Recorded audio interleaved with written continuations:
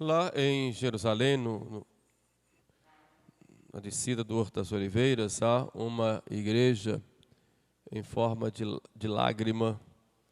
Segundo a tradição, foi o lugar onde Jesus chorou sobre Jerusalém. Igreja do Dominus Flevit, igreja de o Senhor chorou. Imagine ver Jesus chorando. As Sagradas Escrituras, os Evangelhos contam 3 vezes Jesus chorando no túmulo de Lázaro, chorando no Horto das Oliveiras, já na sua paixão, e chorando ao ver Jerusalém. Mas por que chorava o Senhor? E era um choro forte, Dominus Flevit. O verbo flevit não é um choro de apenas derramar lágrimas, é algo mesmo do profundo, da profundeza do sentimento. O Senhor chorou. Por que chorou Jesus sobre Jerusalém? Aquele povo que Deus tinha criado, tinha tirado do paganismo, tinha se revelado a Ele, tinha tomado a iniciativa de vir a Ele, se revelado através dos patriarcas e dos profetas.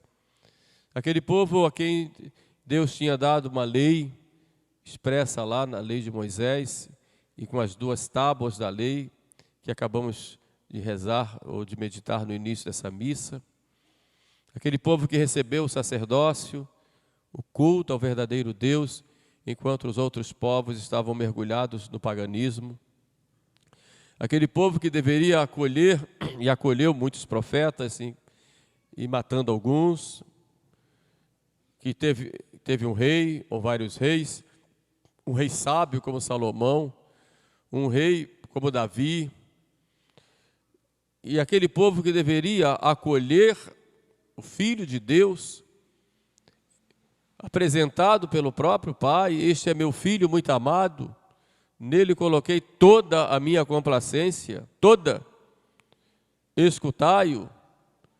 E por 2 vezes o céu se manifestou dessa forma, e era aquele filho que estava ali chorando sobre Jerusalém. E chorando ele dizia: Jerusalém, Jerusalém, que matas os profetas. Eu queria ser como uma galinha que acolhe os seus pintinhos, te acolhendo embaixo de minhas asas. Mas hoje, Jerusalém, tu não sabes, não reconheces aquele único que pode te trazer a paz.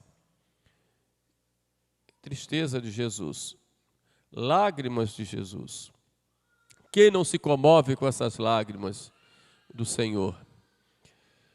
E depois ele faz uma profecia muito triste. Dias virão em que os teus inimigos te cercarão de trincheiras, te apertarão, te sitiarão e te destruirão. E em ti não ficará pedra sobre pedra, porque não reconheceste o dia da tua visitação, o dia que recebeste a visita do Senhor. E realmente ocorreu aquela profecia. Aquele povo já estava articulando, os grandes do povo, articulando a morte de Jesus, mataram, crucificaram, depois de terem humilhado, rejeitaram o seu Deus, rejeitaram o seu Salvador, e depois então, no ano 70, pouco mais de 30 anos depois, vieram os romanos, chefiados por Tito, para reprimir uma rebelião, e fizeram exatamente aquilo que Cristo tinha dito. Cercaram Jerusalém, que naquela ocasião estava cheia de peregrinos, havia milhares e milhares de pessoas, cercaram a cidade, e começou a faltar alimentos e água, o povo começou a ficar desesperado, e muitos começaram a matar uns aos outros, inclusive mães matando os próprios filhos, em vários casos, para alimento, o que é trágico. Depois entraram os romanos, quando aquela população já estava totalmente alquebrada, entraram os romanos e guerrearam, mataram, levaram muitos como escravos e, por fim, incendiaram o templo. E realmente daquele templo não ficou pedra sobre pedra. É uma história triste, mas é uma história de amor e de rejeição. Uma história de amor e de desprezo e de ingratidão. Essa história desse povo, que é o povo de Deus do Antigo Testamento, é a imagem da história também que se repete hoje. Nós vivemos hoje num tempo em que há motivos para Jesus chorar. Se olhamos para o mundo, mais precisamente para a civilização ocidental, que foi fundada e construída sobre o Evangelho e sobre as bases colocadas pela Igreja Católica. E o que é que nós vemos hoje nessa civilização? O povo que acreditou em Deus, o povo que fazia com que a filosofia do Evangelho governasse as nações, as leis, que criasse suas famílias, seus filhos, que se casassem, que se dessem em casamento. Embora houvesse problemas e erros, como sempre houve na história, mas nós tínhamos uma civilização cristã. Os valores cristãos eram respeitados e faziam parte da própria educação das nossas famílias, dos nossos jovens, das nossas crianças. O respeito à lei de Deus, o respeito aos valores evangélicos, onde é que estão? O respeito à família, onde está? Nós vivemos hoje uma época de grande apostasia. Grande apostasia. E apostasia significa a rejeição da fé. E o que vemos hoje no mundo é uma rejeição da fé, uma rejeição a Jesus Cristo, um ódio a Jesus tão grande que, se pudessem, o matariam de novo. Mas como não podem fazê-lo, buscam matá-lo nos corações dos homens, matá-lo nas nossas leis, matá-los nos nossos costumes, destruindo tudo aquilo que foi construído, fundamentado no Evangelho. Vivemos hoje uma grande apostasia, um abandono da fé geral. E isso vai numa velocidade tão grande que quem viveu há mais de 50 anos atrás jamais poderia imaginar que o mundo chegaria a esta desordem moral, intelectual, afetiva e religiosa que nós vemos hoje. Jamais se poderia imaginar, não digo muito, há 50 anos, talvez menos, o que acontece hoje. Vivemos hoje uma grande apostasia. Então Cristo, olhando sobre o mundo hoje, olhando sobre a família, vendo tantas desordens na vida familiar, tantos casais separados, tantos divórcios, tantos abortos, tanta propaganda do homossexualismo, tanta maldade, tanta corrupção dos costumes, em todos os níveis da sociedade, Cristo olha para nós e tem motivos para chorar. Mas olhemos agora, ao invés do mundo, vamos reduzir um pouco e olhar para a nossa igreja.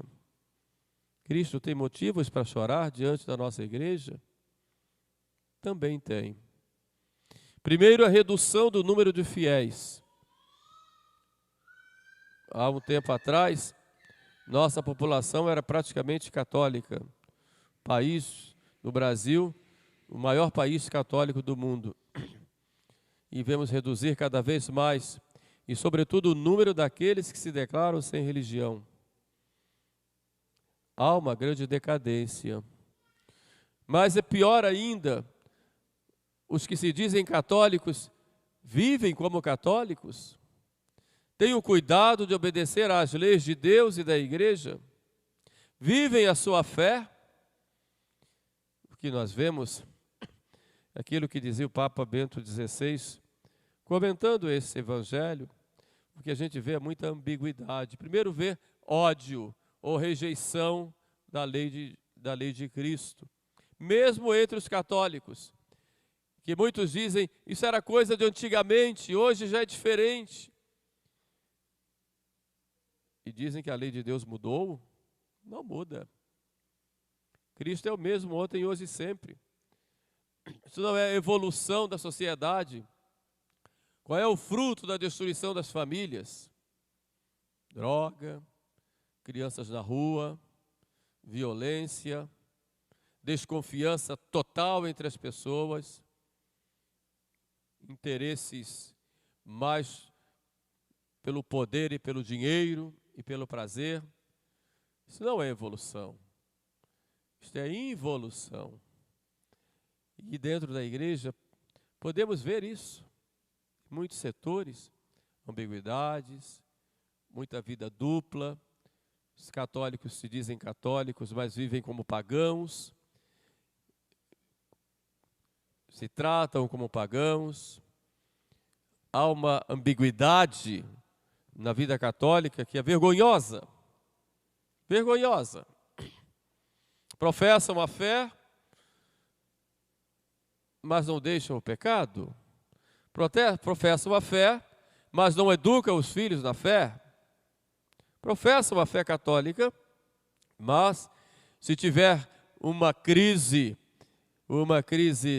na sua vida, não vai titubear em buscar o protestantismo, em buscar o espiritismo ou coisas do tipo. Essa ambiguidade, esta superficialidade que nós vivemos nos meios católicos, em que se busca uma religião mais do bem-estar, tem que ser uma religião que me dá alegria, no sentido sentimental, uma religião fundada no sentimentalismo, que é uma característica, sobretudo aqui na América Latina, é para Jesus olhar e ter motivos para chorar. Onde estão os católicos? Onde estão as igrejas cheias de tantos e tantos batizados que foram feitos e são feitos? Onde estão os casais com seus filhos? Onde está o povo que reza, que faz penitência, que se sacrifica? Onde estão os pais que educam os seus filhos na fé, colocando em primeiro lugar a salvação de suas almas? Não. Educar filho é para ter muito dinheiro e muito poder. Tem que estudar, fazer sua faculdade, curso daqui, curso dali. Ótimo, muito bom, é necessário. Mas e os valores espirituais? E os valores para formarmos homens de fibra, capazes de dizer não diante do erro, capazes de morrer por causa da verdade? Onde estão? Onde estão as mães de família? Onde são formadas as moças como mães de família para educar os seus filhos? Onde estão? Onde estão? E pergunta aqui às católicas. Já não se forma mais uma moça para ser esposa e mãe, embora depois ela se case, nem sabe o que fazer. O que é ser uma esposa, o que é ser uma mãe? Isso aprende em casa, na educação da família. A educação hoje é dada pelos meios de comunicação, pela internet, pelas redes sociais, por aí. É uma ambiguidade, uma superficialidade muito grande. E lembro do Papa Paulo VI, que deixou nos seus escritos, foram descobertos depois da sua morte. Dia virá o tempo, isso é o Papa falando, dia virá o tempo em que pensamentos não católicos entrarão dentro da Igreja Católica e em muitos casos serão maioria. Mas, continua o Papa Paulo VI, estes pensamentos nunca serão católicos. e ficará uma pequena porção, e é preciso que fique, que ainda conserve a verdadeira fé católica. Previsões de um Papa do século XX, e a gente vai vendo dentro da igreja pensamentos não católicos penetrando. Se nós observamos, por exemplo, o encontro que houve lá em Rondonópolis essa semana, o intereclesial das SEBs, a abertura, foi gritante aquilo, gritante, gritante.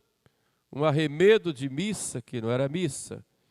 Puseram uma mulher como se fosse uma espécie de sacerdotisa, dirigindo orações, fazendo cultos. Depois um viés totalmente ideológico nas discussões. Houve quem falasse contra a própria Bíblia, dizendo que a Bíblia é machista e que precisa tirar todo o machismo ou patriarcalismo da Sagrada Escritura. Uma ideia não católica dentro da igreja. Isso diante de grupos representantes do Brasil inteiro. Realmente Jesus tem motivos para chorar diante de nós, católicos. E diante de cada um de nós, olhemos a nossa vida. Nós fomos batizados. Como está o nosso compromisso com Deus? Muitas vezes nós somos como aquele povo que rejeitou Jesus.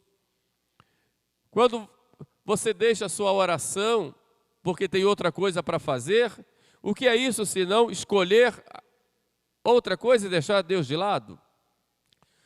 Quando você no domingo não vai à missa porque tem outros compromissos, por que não dizer que é a mesma situação daquele povo que rejeitou o Cristo? Quando você, diante dos combates pela fé, você não tem coragem de defender a sua igreja e a doutrina, até porque muitas vezes você não sabe, porque não se aprofunda. O que é isso senão motivo para Jesus chorar? Quando se escolhe o pecado e não se preocupa com a sua salvação, o que é isso senão motivo para Jesus chorar? Quando deixa Deus de lado, enquanto tem preocupações com tantas outras coisas, em ter sucesso, em ter dinheiro, em ter prazer, em ter poder, e deixa Deus de lado, isso não é motivo para Jesus olhar para a nossa vida e chorar? E olhar com compaixão, mas com dor e tristeza? Perguntemos se nós também não demos a Jesus motivos para Ele chorar sobre nós. Mas muitas vezes procuramos nos enganar e julgamos os outros. E não olhamos para nós, que somos tão ingratos, tão infiéis, tão ambíguos, tão superficiais na nossa vida de fé. E nos contentamos apenas, vou para a missa, cumpri minha obrigação e não tenho mais compromisso nenhum com Deus. Na minha vida, no meu relacionamento social, na minha família, na minha vida pessoal, até que ponto deixo Deus inspirar e mandar e ser o meu rei, o meu Senhor? Então, olhando Jesus, com certeza teria muitos motivos para chorar também sobre nós. Neste dia em que meditamos este Evangelho, poderíamos ser pessimistas, mas São Paulo, na sua epístola, e aqui vamos encerrando, São Paulo diz que Deus é fiel e vai sempre esperar a nossa fidelidade. Ele é fiel. A nossa relação com Deus é uma relação como de um matrimônio. Deus é fiel. Ele faz a parte dele e espera a nossa fidelidade. E ele nunca permite, continua São Paulo aos Coríntios, como nós ouvimos, que nós sejamos tentados acima das nossas forças.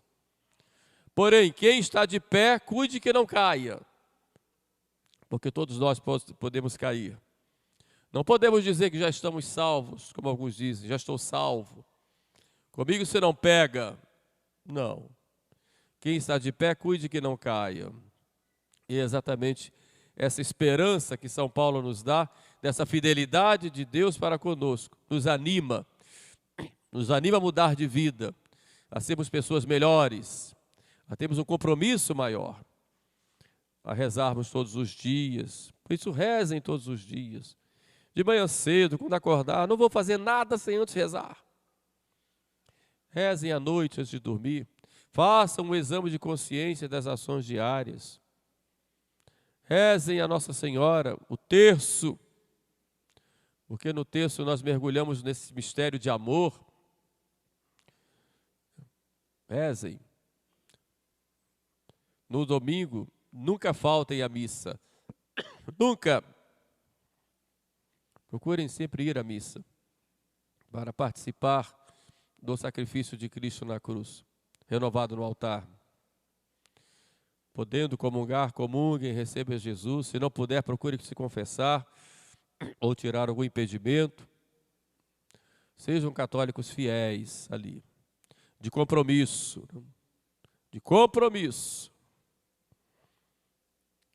Tenham essa reta intenção. Me lembro quando eu era pequeno, o rapaz ia pedir a moça em namoro. Todo mundo já sabia como ia ser, mas ele chegava lá, pedia meio sem graça, meio envergonhado. Chegava o pai, mostrando assim muita seriedade, dizia: quais são as suas intenções? Não era assim? Aí o pai do céu, ele ficava tremendo. Não, eu quero casar, quero casar, quero casar. A mesma coisa, Deus pergunta para nós: quais são as suas intenções comigo? O que é que você quer? Você quer me amar, se entregar a mim, ou quer só se aproveitar de mim? Só que a Deus ninguém engana, e de Deus não se zomba. O que aconteceu com o povo judeu pode acontecer conosco também, e já está acontecendo em muitos lugares. Por isso, vamos ter a reta intenção, e vamos pedir a Nossa Senhora, a nossa mãe, que é a mãezinha que cuida de nós com tanto carinho, que ela nos guarde, nos proteja, nos inspire e nos encaminhe para que vivamos o nosso compromisso, sejamos fiéis ao nosso batismo. E que Nossa Senhora nos dê essa graça intercedendo por nós, para que nunca falte este amor nosso e esta fidelidade a seu Filho. Amém.